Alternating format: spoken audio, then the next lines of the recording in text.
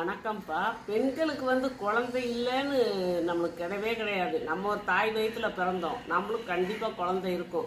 ஏன்னா பழக்க வழக்கங்கள் மாறி போச்சு. அதை நம்ம சீர்திருத்தி கொண்டு வரணும்.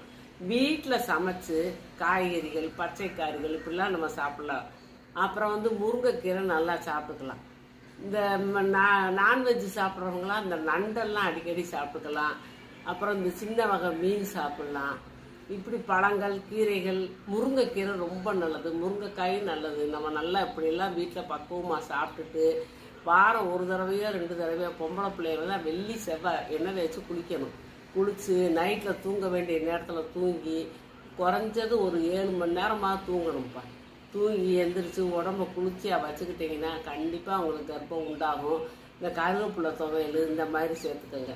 அதனால் குழந்தை இல்லைன்னு போகாது. நம்ம இருக்கிற மறுபடியும் கடை உணவுகளை வாங்கி சாப்பிடாதீங்க.